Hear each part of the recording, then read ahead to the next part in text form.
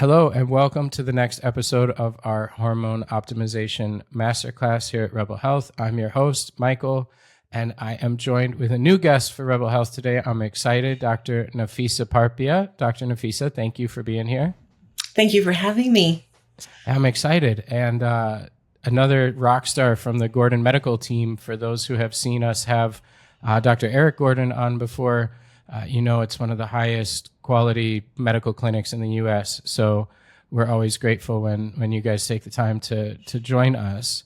And today we're going to be talking about a topic that I probably know the least about out of all of the masterclass presentations that we're going to have. So I'm excited to learn myself, and we'll get into that in a minute. And before we do, I'm just going to give a brief introduction, and then I'll get out of the way and you can start learning. So Dr. Nafisa is a board-certified naturopathic doctor and director of naturopathic medicine at Gordon Medical. Throughout her career in holistic medicine, she's focused on treating patients with complex chronic illnesses, specializing in tick-borne illness and Lyme disease, environmentally acquired illness, mold mycotoxin illness, autoimmunity, fibromyalgia, long-haul COVID, chronic fatigue syndrome, and mast cell activation syndrome. Those are all the 10 out of 10 difficulty conditions right there. Dr. Parpia's extensive knowledge has helped people worldwide overcome difficult to treat medical conditions using cutting-edge laboratory tests and deep intuition applied to the full range of scientific data to create comprehensive treatment plans that are highly personalized. And her targeted system of care includes a synergistic blend of allopathic and functional medicine diagnoses paired with treatment that includes regenerative medicine, micronutrient therapies, peptide therapies, bioidentical hormone therapy, botanical medicine, pharmaceuticals, and psychoemotional support. Those are the challenging patients, and unfortunately, there's so many more of them now. They sure are the challenging patients, and it's true. There's so many more now than there were even 10 years ago, especially post this pandemic. So even in the past 2 years, it's just skyrocketed, unfortunately. Yeah. How have you seen that? This is probably a topic for a whole nother presentation, but that trend was already happening. Like when I started learning all this stuff, it was about 15 years ago, and the Lyme and mold people were kind of on the fringe. Those were like the rare cases that nobody at my pay grade knew what to do with. So we had our little network of specialists who we knew where to send them to, but they were, they weren't the norm. And that now, yeah, and you guys were the specialists, but now they are the norm, and it's not one condition usually. It's this on top of this, layered on top of this, layered on top of this, and that was already trending before COVID. So what have you seen in the last few years since? Yeah, so prior to COVID, definitely people were having multi-systemic illnesses and illnesses that were multi-symptomatic and multiple disease processes going on at the same time. Now, post this pandemic, I'm seeing more of that, more of what looks like post-Lyme disease or chronic Lyme.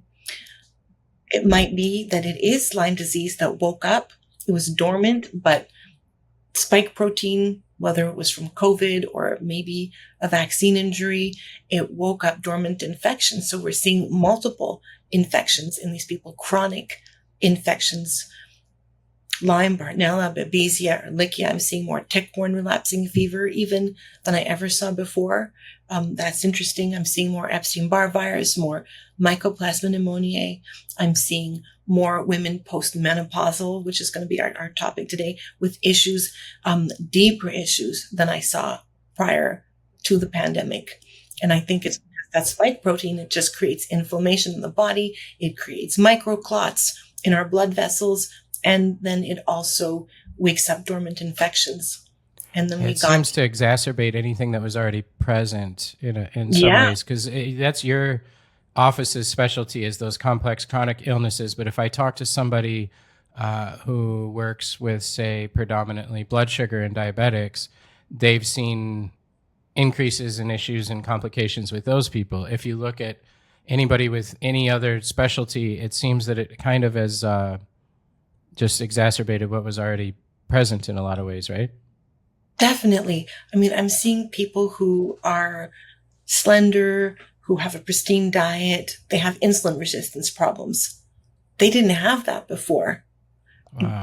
and I've been looking for research on that with that regards to COVID, and I'm not seeing any research on it, but it's definitely something I'm seeing in my patient population. I'm seeing way more sinus issues as well, chronic sinus inflammation, more Interesting. Maybe bugs. we need to do a long haul one of these We and should. bring on a bunch of Yeah. people to talk about specifics of that. So before we get too carried away, Mhm. today you gave a little hint. We're going to be talking about women over 40 and heavy metals toxicity and how that relates, I'm guessing, to more severe experience of symptoms related to hormonal changes later in life for women, right?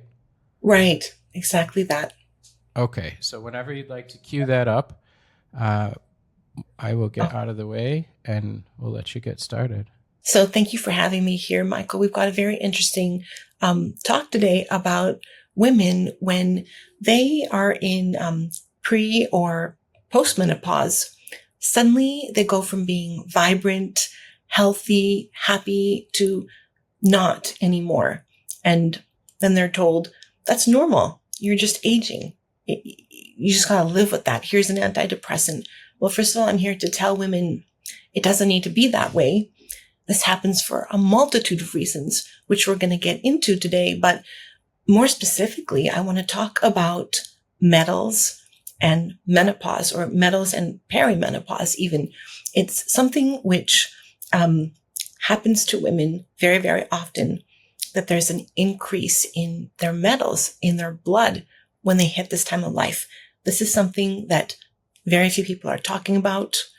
It's something that doctors don't look into, but it is so, so common. I see it in my patient population at least several times a week, if not several times a day.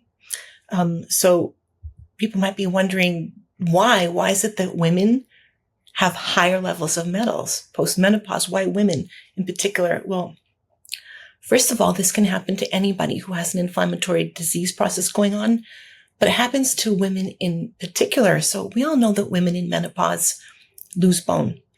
Now, when our bones turn over, we release the lead that was stored in our bones into our bloodstream.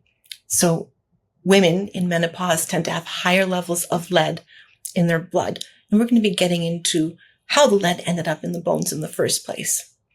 Now, first of all, lead was banned more than 30 years ago. People might be wondering, how can I even be exposed now if this was banned so long ago, right? Well, lead is not biodegradable. It just gets transferred throughout the environment. So homes built prior to 1978, it can be in the paint, in the walls, it can be in the pipes.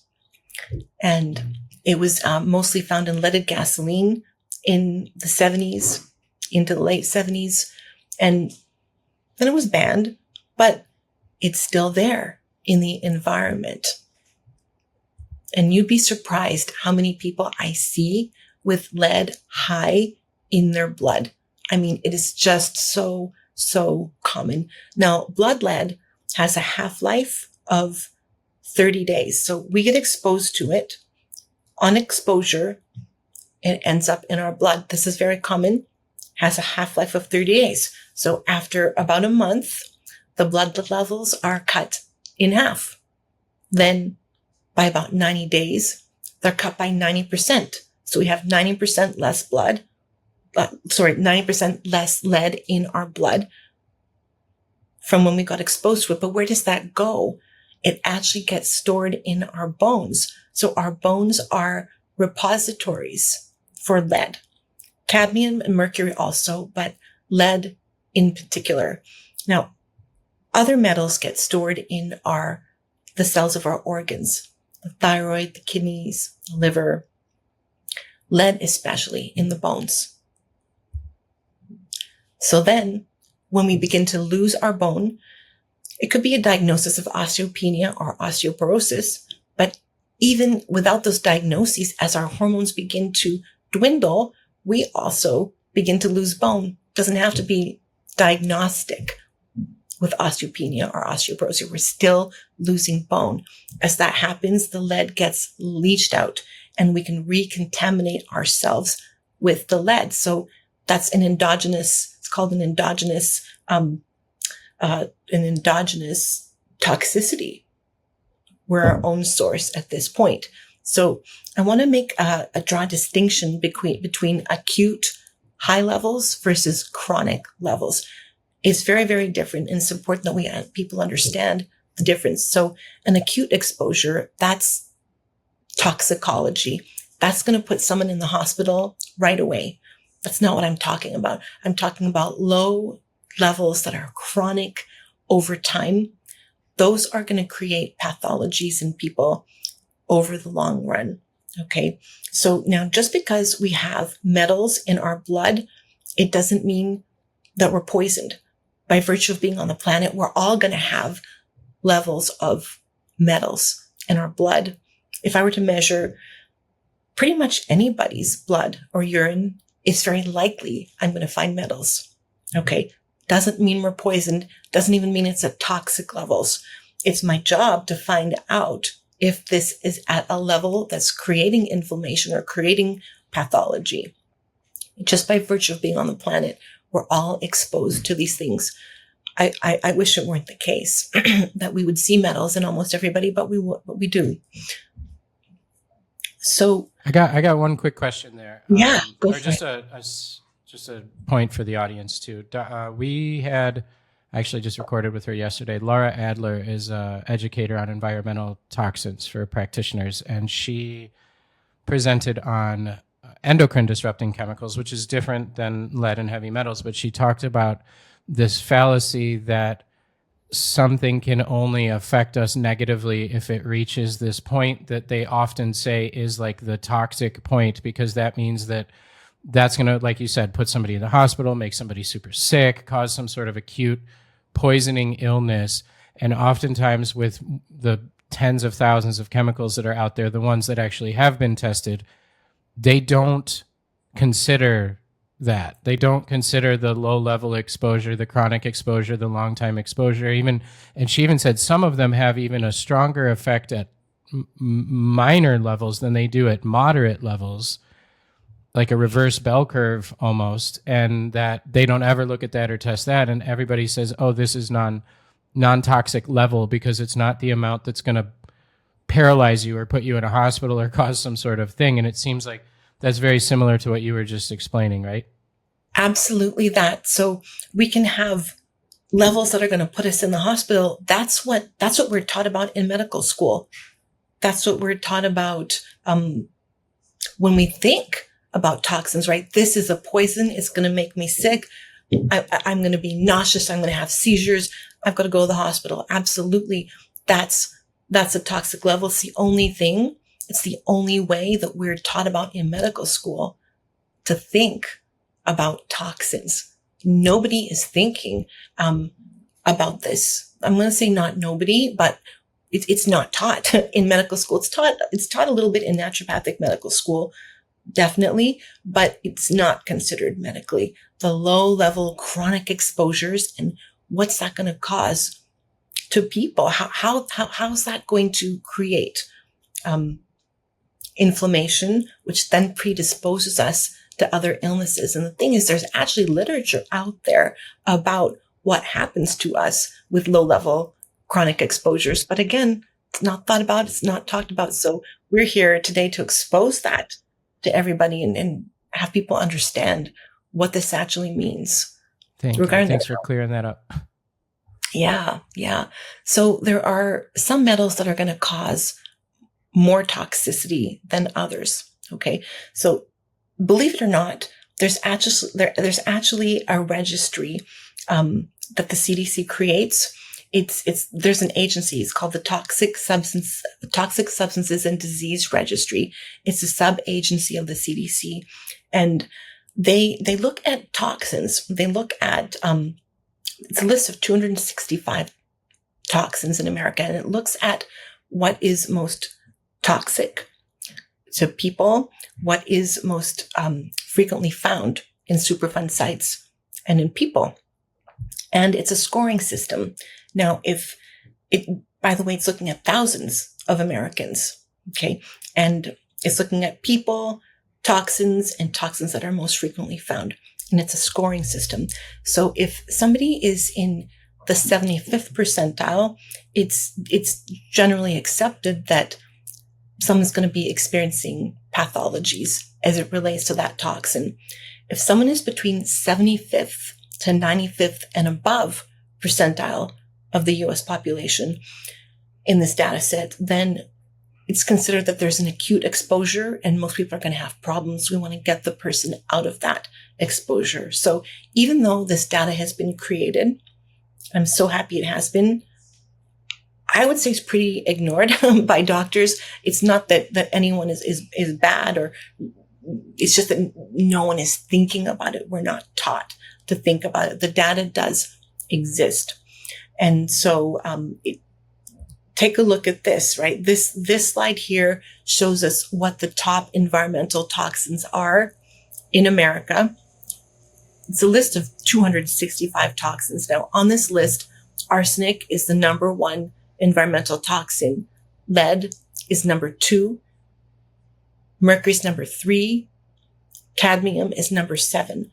Now, 3 of these 4 are stored in the bones. Arsenic is not stored in the bones. It's stored more in the cells of the organs, like the other metals are. But the other 3 metals, they get stored in the bones, but lead more specifically, which is why I'm talking more about lead, because it is the one that most of it gets stored in the bones. Now, I find it very interesting that on this data set, lead is the number 2 environmental toxicant on this list. However, it's looking at toxins from the outside, right? From the Superfund sites. What about the lead that's stored inside of us that then makes us more toxic, right? As it leaches out of the bones. I would venture to say that might even bump lead up higher on the list, regarding what might be most toxic to us, what we might be most exposed to. So this slide just summarizes what the top metals are, and that lead is stored mostly in the bones, and mercury and cadmium are also stored in the bones, but not as much. By the way, I see these metals high in people over 40 all too commonly. Like, nobody gets through my practice without metals and other toxins being tested for. I also want to reiterate to everybody, it's not just metals, and it's never just one metal, but it's multiple toxins in my patient population. That's for sure. Okay, so we're also looking at glyphosate. We're looking at insecticides and pesticides and all the toxins that I have access to test. I'm testing for them, but focusing on metals, because it really is linked to perimenopause and menopause, and it's linked to our hormones.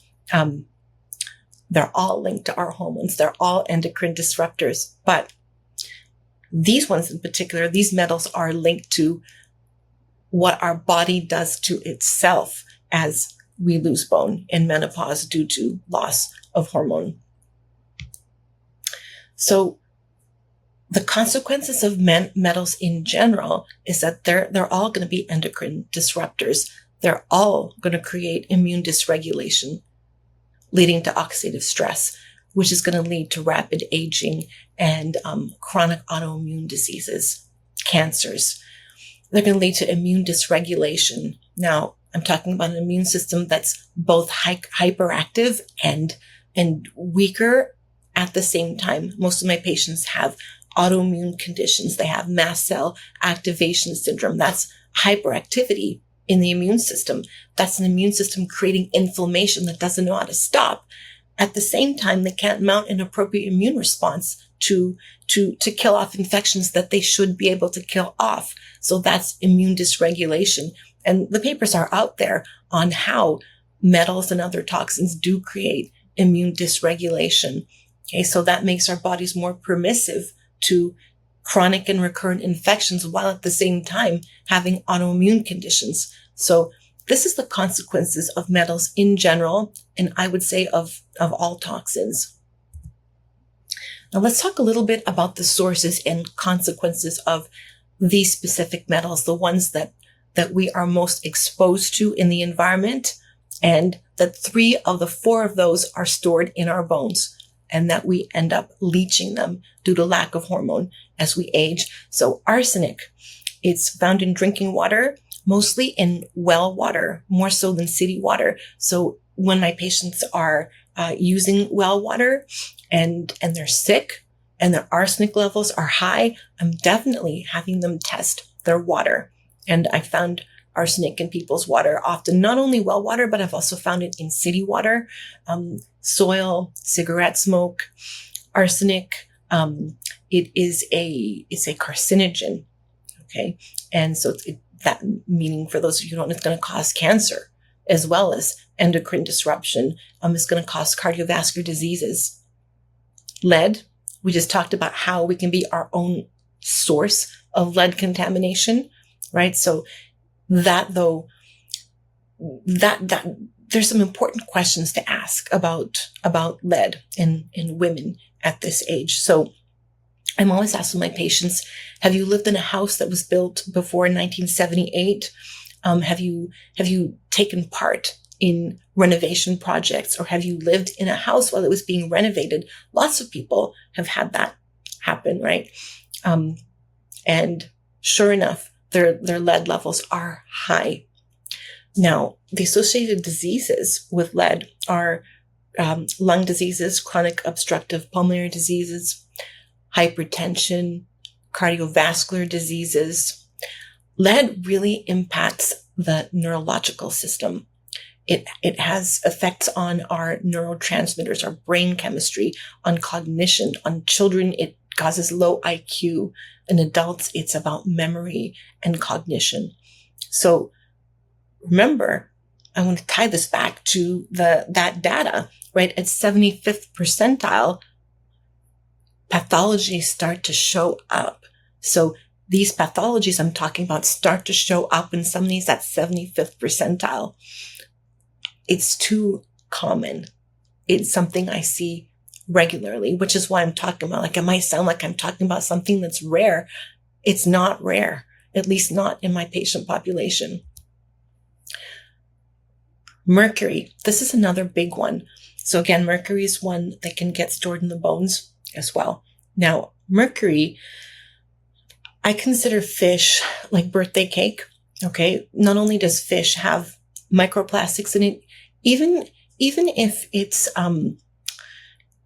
it's sustainable fish, wild caught fish, people say, but I'm eating sustainable wild fish every day or several days a week. That's fine, right? No, it's not, because even if it's sustainable fish, there's mercury in our waters. There's microplastics in our waters.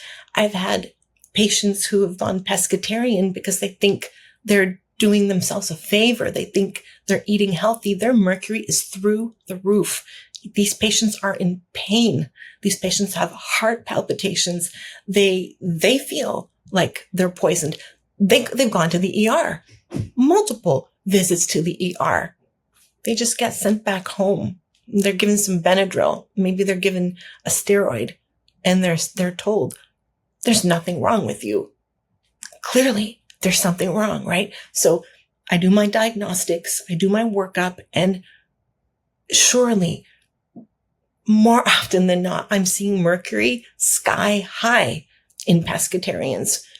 We have them stop eating fish, and those acute symptoms, that I need to go to the ER symptoms, those go away. But of course, the mercury gets stored, just like all other toxins, they get stored in the body, creating all the other issues. I talked about the immune dysregulation, the oxidative stress. So now they have more infections. They have these consequences of having high metals and high other toxins in their bodies. But this fish thing is really, really important. It's why you might hear me say it's like birthday cake fish. Though, Michael, when you come to visit, we are going to go have sushi. close to our house because it's the best sushi. But we're going to have binders. That's what I do before I have sushi. I have a binder before I eat my fish and a binder right after. And I also want to think about mercury in amalgams. So those of us, if we're old enough to have amalgams in our mouth, I think those amalgams are old enough at this point to be leaching. They need to be removed. Mercury, they need to be removed by a biological dentist, someone who knows how to remove them using the Huggins protocol. That's a protocol that's used to safely remove mercury. I know dentists who have Alzheimer's who did not safely remove mercury. So mercury needs to be removed in a safe way, safe to you, safe to the dentist, safe to the staff in that office. There are stories about that. We won't get into that now, but you understand. So mercury can vaporize upwards. It can vaporize down. Mercury can cross the blood-brain barrier. There's research out there about how mercury does have a link to Alzheimer's, does have a link to cognitive decline and to issues of the neurological system. Mercury also has consequences in the cardiovascular system. It can cause Hashimoto's. It can cause visual impairment. So looking at mercury is important. Cadmium. Cadmium is found in cigarette smoke and fossil fuels. More recently, it's been found in non-organic chocolate, unfortunately, in grains. Now, cadmium is toxic to the bones. Cadmium gets stored in the bones, also in the cells of our organs, but cadmium will cause osteoporosis. So imagine this. You've got cadmium stored in your bones. You've got lead stored in your bones, maybe some mercury stored in your bones. You start losing bone because the cadmium is potentiating the bone loss, and more of it leaches out into the bloodstream. So cadmium is not only toxic to the bones, but it's also toxic to the kidneys. It'll cause periodontal diseases and lung issues. This is for those of you who are more scientific minded, this is a great slide which goes over the toxic mechanisms of each of these metals. So this is for you to look at in your own time. So there's a connection between inflammation, heavy metals, and menopause. It's a connection that I've put together in my mind and I've thought about deeply because I see it in my patients. And this is something no one's talking about, but it's so real, right? As we begin to lose our estrogen and our progesterone, our immune system takes a hit. So our immune system becomes more sensitive. Now, as the hormones decrease, we get an increase in pro-inflammatory cytokines, interleukin 1, interleukin 6, TNF alpha. We get a decrease in our CD4, B, and T lymphocytes. We can get a decrease in the activity of our natural killer cells. And this is all because there's not enough hormone on board. In fact, there was a paper which was released very recently this year on progesterone. As progesterone decreases, our mast cell activation syndrome can increase because progesterone actually protects against mast cell activation syndrome. So what are the consequences of this? All of these issues happening in our immune system because there's not enough hormone. Well, we're more prone to oxidative stress and inflammation. We're less able to recognize and fight infections, and we're more prone to autoimmune conditions like rheumatoid arthritis or Hashimoto's. All of this can happen because there's not enough hormone on board, and women are told it's just part of the natural aging process. Well, sure, it is, but we don't need to live that way. Absolutely not. I don't know why we're made to believe we should. In my mind, that's not an option to have to live like that. So we get this decrease in hormone. We get an increase in inflammation and oxidative stress. and an increase in autoimmune disorders. This isn't everyone. We'll get into who's more susceptible after, but these things can happen due to menopause. We get this immune system dysregulation. Then, due to decrease in hormone, we get this decrease in bone, right? We get an increase in bone loss. Well, that can lead to osteopenia and osteoporosis. On top of that, because of the bone loss, we get lead and maybe mercury, maybe cadmium leaching out into our blood. It's this nasty soup of toxicity, oxidative stress, and inflammation, and it predisposes us to other diseases. And yes, this is common in my patient population. Absolutely. So let's get into talking about who is most susceptible. I want to make it really clear, this is not everybody. Menopause is not the most horrible thing, the most horrible experience for a lot of women. And for other women, these will be my patients, it is, right? So who's going to be more susceptible? So exposure is key, right? A lot of my patients have had exposures over their lifestyle or over their lifetime. They just didn't know it, or some of them are very well aware of it. It's where they lived. Maybe they lived on or near a vineyard or near a freeway or near a golf course, or maybe they spent a lot of time at the golf course.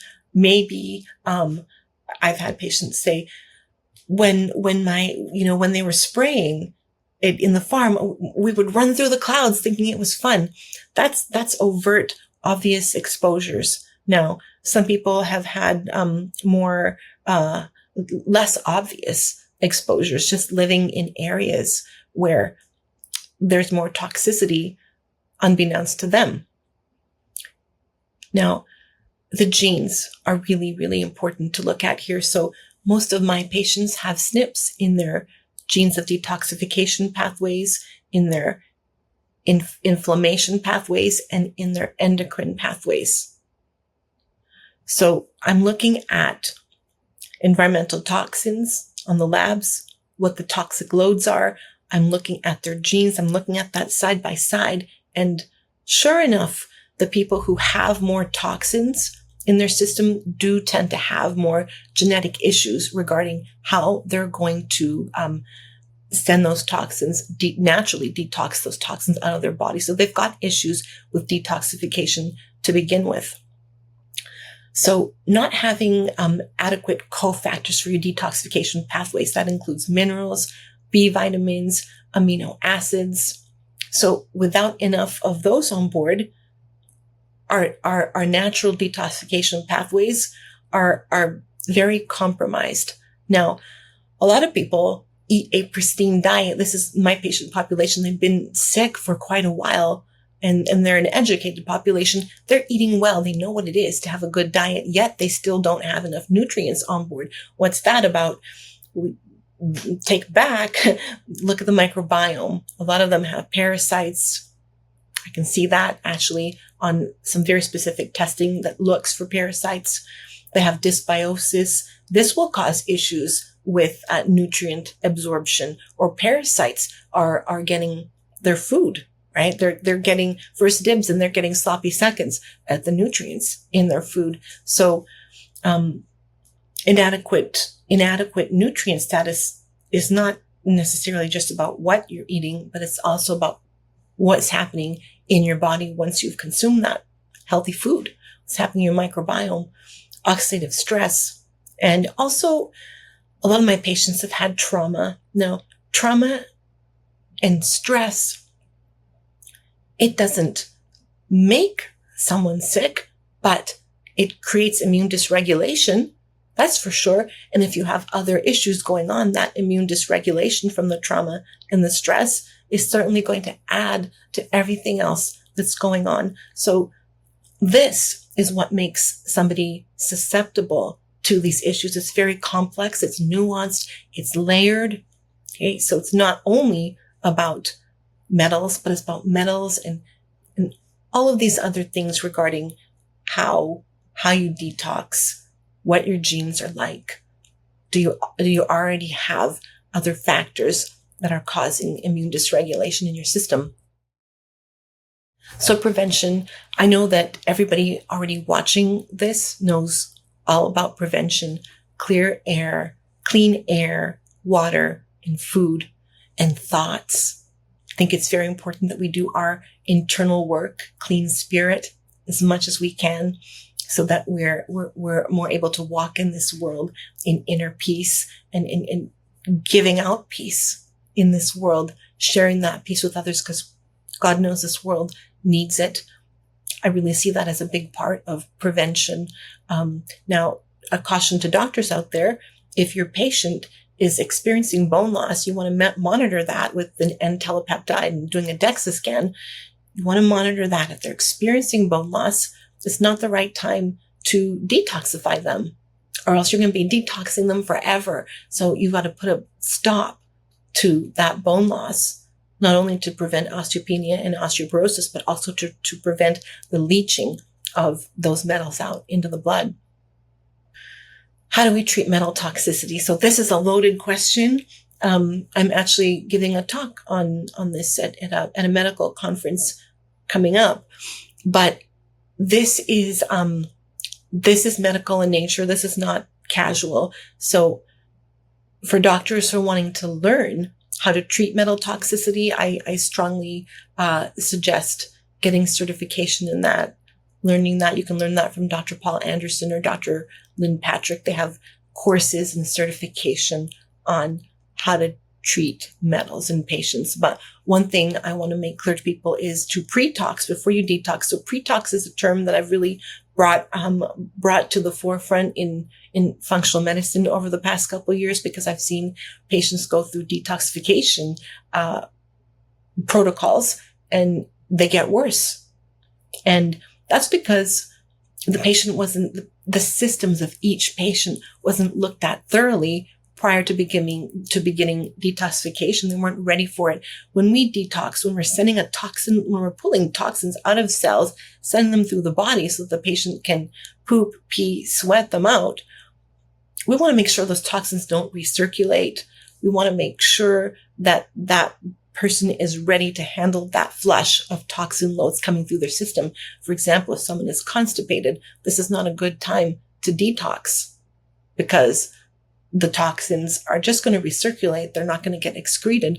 If someone has recurrent urinary tract infections, and a lot of women in perimenopause and menopause sure do, due to lack of estrogen, they've got recurrent UTIs. This is not a time I want to detoxify them, because they're going to be urinating out those metals. If that system is already inflamed, I'm not interested in detoxifying them yet.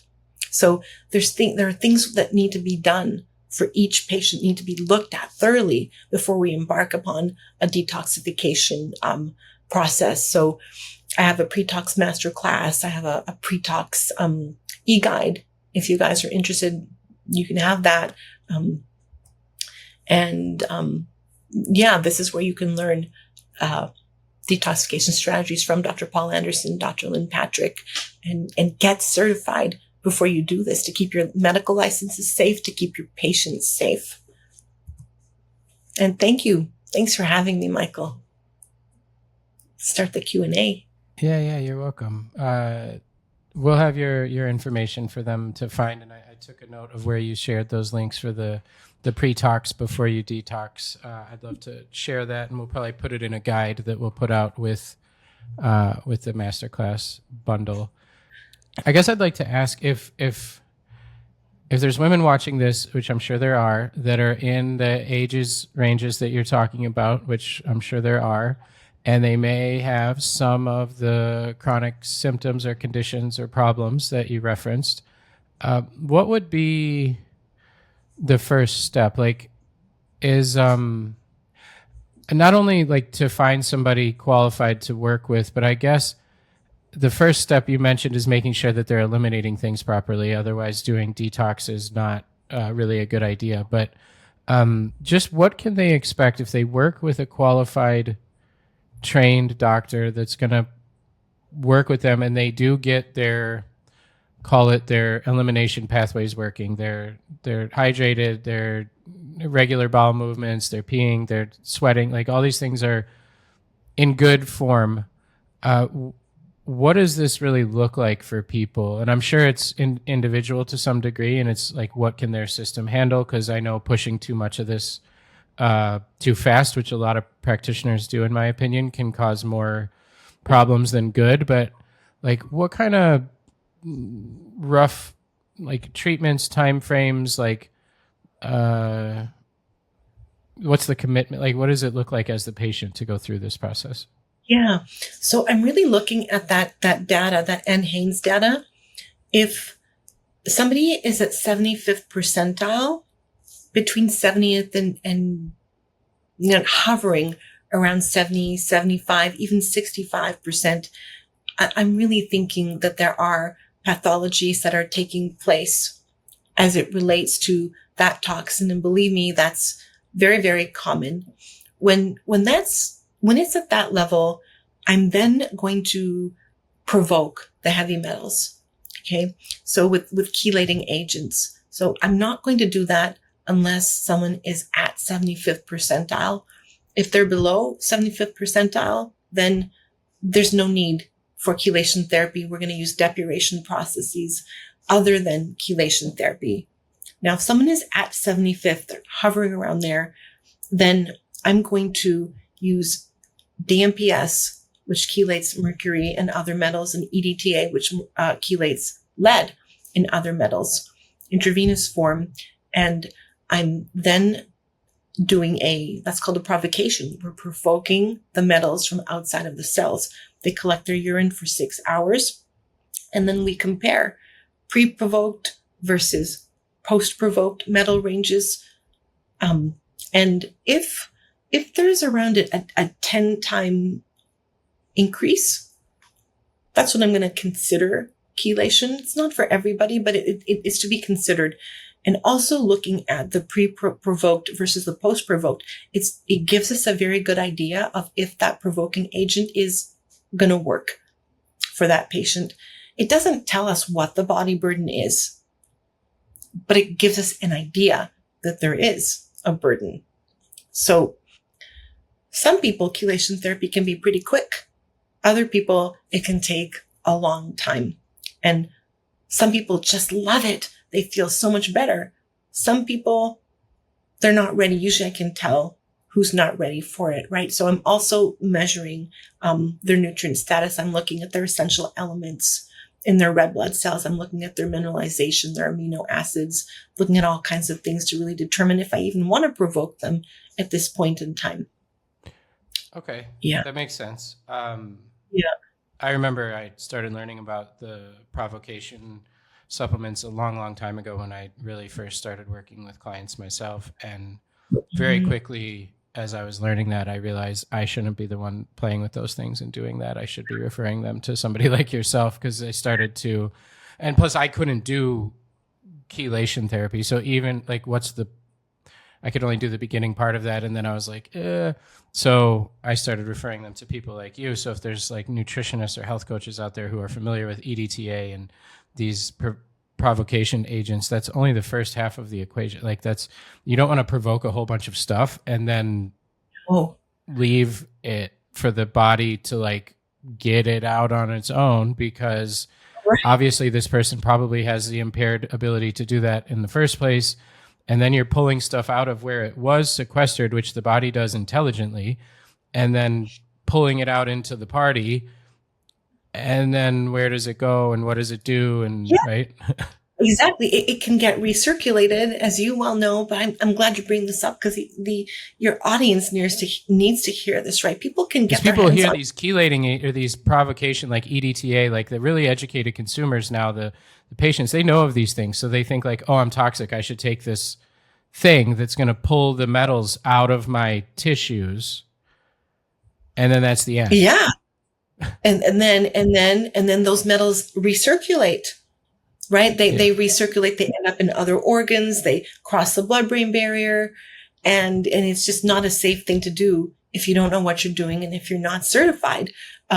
So I don't recommend people doing this on their own. People can get their hands on EDTA now on their own. It's an over-the-counter. It's like a supplement that there's a lot of companies sell a version of it or a product with it in there, and they market it towards people for like resolving heavy metal issues. And it's like, Yeah. no. And then Don't. I knew a lot of people who got really sick taking it because, like I said, it just Right. takes stuff. Because the way, when you're talking about how like lead ends up in the bones or different metals end up in different places, like, yes, it can cause problems in those places for sure if it gets at high enough levels. But it's a lot better there than it would be like floating around in the blood and going into my brain and doing all like, right? Exactly. I mean, the bones is not a bad place for the lead to be stored until it stops being stored and then it floats around. But then if you're pulling it out, guess what? It's just like you're doing to yourself exactly what happened when the bone starts Yeah, but to without the bone dissolving, you're like making it happen. exactly that. Yeah. Exactly that. So, So okay. yeah, I we're think I engaged just with that. I wanted people to hear that, like, because this is a topic that so many people like want to go gung ho about. And like, I'm toxic. I need to do all this detox stuff. And then they're dehydrated, they're constipated, they don't sweat, that like they have all these things. And then they take all this stuff and then they get really, really, really, really sick. Yeah, and don't And know why. no, don't know why. And then have to spend like 10 times more money to get better from the thing that they just did to themselves. So, Totally. everybody hear that. This is not a DIY. And Yeah. people, it is because, well, I can buy EDTA. I mean, Yeah. if it's out there, isn't it safe for me? And then, oh, but No, I just I'm took some. glad you didn't put the DIY in the slides. Like, I'm glad that you didn't, because I saw where that was headed, and I'm like, I hope she doesn't teach people how to do this in the webinar, because I'm going to have people go, like, try to Go do it. rogue. So Yeah. yeah, it's just not, No. doesn't work. So my other question would be, you mentioned blood testing a lot when it comes to heavy metals. I know that there's blood testing, there's ways to do urine tests, there's hair Both. tests. I'm sure I'm forgetting different kinds of tests, and I'm just curious if you have just a quick answer to like, how do you test for heavy metals, and what are like pros and cons of those, like urine versus blood? And then I'm sure there's other. Yeah. So first of all, I'll start with hair. There's no evidence in the literature that really, does anything. It's not looking at anything relevant except maybe organic mercury. But I like to test the urine and the blood. So I test the urine actually all the time. Pre-provoked, I'm testing all of the metals I can with urine. I'm using, am I allowed to say the name of the labs? Yeah, yeah. Yeah. So I like doctor's data, and I'm using that lab to test my pre-provoked and my post-provoked. I'm using urine levels to compare to compare my patient's data with that NHANES data, actually from the CDC, and I'm doing blood to compare blood levels to the NHANES data. Now, blood levels are only lead, mercury, and cadmium. The other ones, it's all urine, blood, mercury, and cadmium. I'm looking at the lead and the urine. Yeah. Okay. And yeah, I think that's a confusing topic for some people, and I know there's people out there who love hair tissue mineral analysis, and maybe for minerals or certain other things, like there's it always seems like this strange, oh, if there's more, then it means you have less. But if there's less, it means you have more. But then sometimes it means this. And if this one and this one and this one equal this thing, then, and I personally never got on board with it, or admittedly never studied it a ton either, because that didn't make sense to me. But I never really utilized it. And no, because why study something that is irrelevant? Well, yeah, and not a heavy metals like through the hair, in my understanding, is not the primary mode in which the body would release them anyways. Right. They would come out like in the urine or the feces, or, you know, even sweat. But I didn't think that the hair is like a primary deposit for metals to get pushed out of the body. So right. And looking at the urine and looking at the blood shows us what's happening right here, right now. And that's really, really important. We want to look at what is acute, and we want to compare it to what is stored, or what mobilizes when we use the chelating agents. Okay. That makes sense to me. So I don't think I have any other questions. I'm glad that I I'm happy that you presented on this topic because we have a lot of women in perimenopause, menopause age in our audience. And I think this is an angle that most of them have probably never heard. I know it's not something that, like, talking about perimenopause and menopause and the hormone drops, and that leads to the bone density reduction, which releases lead from the bones, which can contribute to, and other metals. I've never heard it explained like that. And I've been studying things and interviewing people for quite a long time who do a lot of work in this field. And I think that what I've changed my focus to trying to do with this platform, not only in this masterclass, but the podcast and everything else we do, is our audience now is pretty well versed in like the stuff everybody knows at this point. Like the dietary stuff that was like, wow, 10 years ago, or the gut health stuff that was like mind blowing 10 years ago, or our audience already knows all that stuff. What I'm really trying to do is help them find like missing pieces to their puzzle, whether it's some new modality or some angle that they haven't thought of, or if they haven't looked at like the nervous system or trauma, because that's where my focus is now, is like emotional healing, trauma, nervous system, energetics, like that kind of stuff. And like, if they haven't thought of that, I'm bringing in people to talk about that. Or if I hear of some really cool new, you guys have cool gadgets and treatments and things, when I hear about a new cool thing, but I'm trying to bring in, or the genetic testing you mentioned. We have a presentation in this masterclass from Jacqueline Downs, who works with Dr. Bob Miller, who has really good genetic interpretation software. And she's talking about SNPs and hormones. She did a presentation for our detox masterclass where she talked about SNPs and detox. And like just that testing, like I have hemochromatosis, and nobody was able to figure out my iron situation until they, like Bob and his team, looked at his report, because I had looked at other ones and they didn't have them all. And then we looked at his report and he's like, oh, this, and this are combining to cause this, and you should take this and this and this and switch this. And I was like, you mean I don't have to do phlebotomies for my whole life? Because I have a huge needle phobia. So like if they're able to figure that out with my genetics and make it so I don't have to do blood phlebotomies all the time, that's like life-changing for somebody with hemochromatosis. And that genetic testing is so cool because you only have to do it once. It doesn't change. It's not like a test that you have to run all the time. It never changes. And that information is another game changer for people that is like missing all the time. And I love that you guys run the genetics and look for the SNPs. So I just love this as an angle that a lot of our women have probably never heard about, never thought to explore. And now they have, a kind of a new breadcrumb to follow. If it's the people who have, quote, tried everything, or like thought of everything. We're trying to give them the things outside of their bubble of everything. It's true. This is something that no one's thinking about. No one's talking about. I learned it from Dr. Paul Anderson and Dr.